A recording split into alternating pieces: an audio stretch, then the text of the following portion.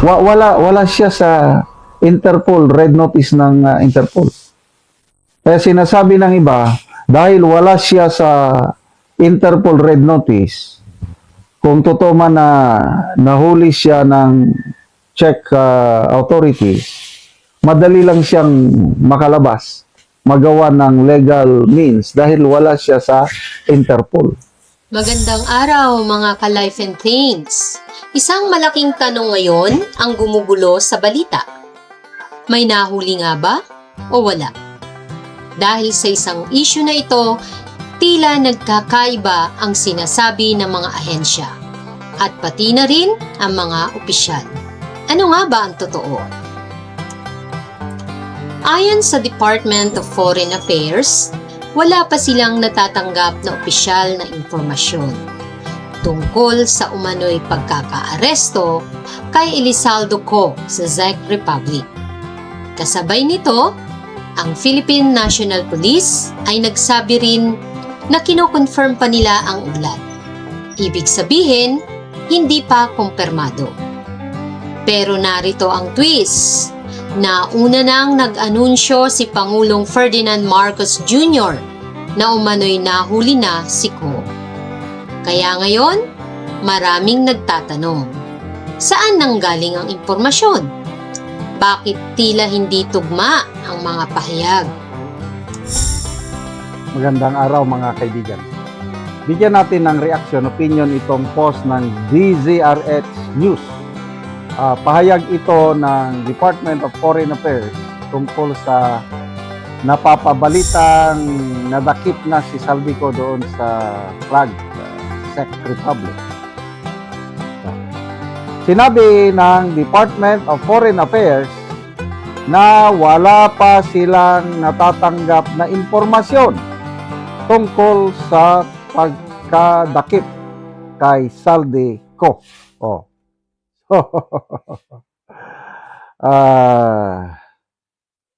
Ito, basahin ko ang article . The Department of Foreign Affairs said it has yet to obtain information regarding the reported arrest of former Ako Bicol Party List Representative Elizalde Co in Prague, Czech Republic. Ito yung statement. Regarding Saldico, we have no information for now. We will provide an update as soon as the information becomes available. Thank you. Yan ang sabi ng the Department of Foreign Affairs briefing. President Marcos Jr. earlier announced that Co had been arrested in Prague for allegedly entering the country without proper documentation.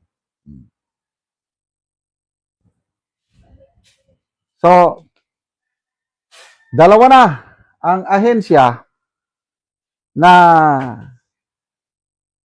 walang klarong impormasyon. Dalawa na ang ahensya ang nagsalita. Una, ang Philippine National Police. Bini-verify pa nila. Kino-confirm pa, sabi ng Philippine National Police. So halos parehas sa statement ng Department of Foreign Affairs, wala silang impormasyon. So ang tanong ngayon is, saan nakuha ng Pangulong Marcos Jr.? Sino ang source niya sa sinasabi niyang nahuli si Saldico sa Czech Republic? Kung connecting the dots, si Attorney Harry Roque nandun sa, I don't know kung saang bansa siya, basta nasa European Union.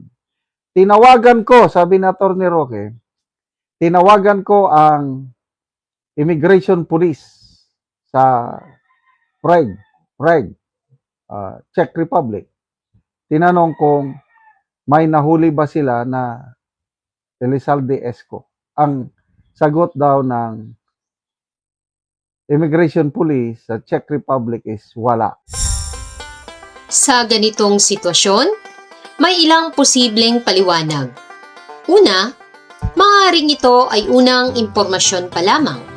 Mga initial reports na hindi pa dumadaan sa kumpletong beripikasyon.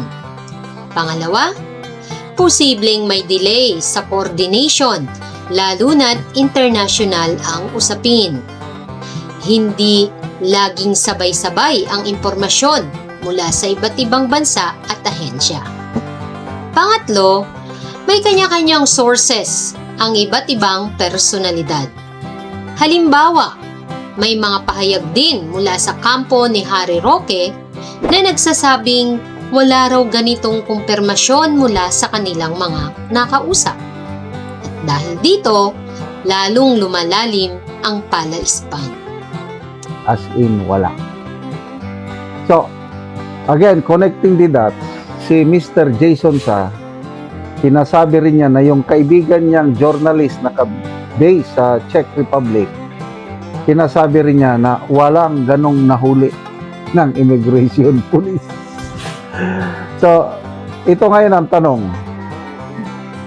Sino ang nag-feed ng informasyon sa presidente? Kasi parang nakakaya kung sakali man sakaling fake news ito, nakakaya sa presidente. Ako, gustong-gusto ko pa naman na sana totoong nahuli na talaga si Saldico. Gustong-gusto ko yung announcement ni Secretary John Vic Rimulya na in 3 weeks time, makakabalik na dito si Saldico, makakauwi na. Kaya lang sa ngayon, parang lumalabo. Dahil ito, yung sources ng Billionaire News Channel, unang source nila is isang security official, duda siya na mayroong Portuguese passport si Saldico. Kasi yun ang naunang ulat Ulat ni Secretary John Vic Rimulya, pati mismo ang Pangulo, sinasabi niya na may Portuguese passport si Saldico. Kaya lang, sa source ng Billionaire News Channel, sinabi niya na kung mayroon siyang Portuguese passport, bakit doon sa pagpasok niya sa Germany, border Czech and Germany, bakit ang iprenesenta ni Saldico ay yung kanyang canceled na Philippine passport? May punto rin ang ilang eksperto at mambabatas gaya ni Chel Jokno na sa ganitong klaseng usapin, mas mainam na ang mga law enforcement agencies ang unang nagkukumpirma bago ito i-anunsyo sa publiko. Dahil kapag hindi pa buo ang impormasyon, nagkakaroon ng kalituhan at posibleng magkakasalungat na pahayag. Oo nga naman. So to me, analysis ko lang din ito, agree ako sa isang security official na lumalabas, wala ngang Portuguese passport si Saldico. Kasi canceled Philippine passport ang pinakita niya. Kaya ang Germany, ibinalik nila si Saldico sa Czech Republic. So yun, isang conflicting report. Isa pa, yung Interpol, second source ng Billionaire News Channel,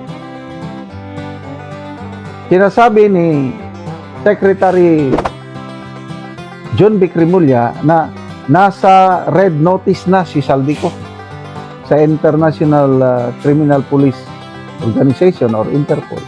Kaya lang sinasabi ng source na wala siya sa Interpol, red notice ng Interpol. Kaya sinasabi ng iba, dahil wala siya sa Interpol red notice, kung totoo man na nahuli siya ng Czech authority, madali lang siyang makalabas, magawa ng legal means dahil wala siya sa Interpol. Kaya ngayon, ang pinakamahalagang tanong, ano ba talaga ang nangyari? May nahuli nga ba? O ito ay isang ulat na hindi pa kumpleto?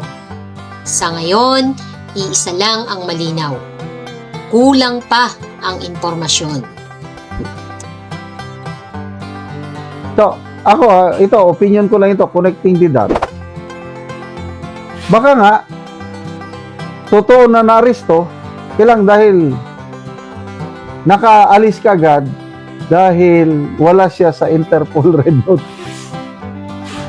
So, ano ba ito? Ang Pangulo mismo, siya ang nag-announce eh.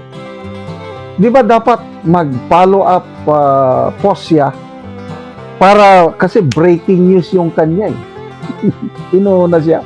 Kini-question siya ng mga mambabatas. Example, si Congressman Shell Jokno. Sinasabi niya na hindi dapat Pangulong nag-announce nun. Dapat ang mga ahensya na may hawak na kay Saldico, prosecutorial agencies like DOJ o kay law enforcement agency ang mag-announce na nahuli siya. Eh bakit? Pangulo pa. Hindi naman trabaho ng Pangulo mag-announce ng mga ganyan. Sabi ni Congressman Shell Jokno. And I agree. Eh yan naman ang style ng Pangulo. Basta may lumalabas na good accomplishment, ina-announce niya kagad. O ngayon, walang informasyon ang DFA. Ang PNP hindi rin confirm. Napapahiya siya. Sinasabi ni Attorney Roque na fake news yung announcement ng Pangulo. So, maghintay pa tayo ng mga ilang araw para malaman natin kung ano ba talaga ang nangyari kay Saldico. Kaya mga kaibigan, sa ganitong klaseng issue, mas mahalaga ang pagiging mapanuri.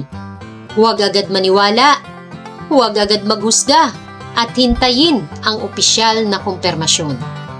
Dahil sa panahon ngayon, ang impormasyon ay mabilis kumalat, pero hindi lahat ay agad na totoo.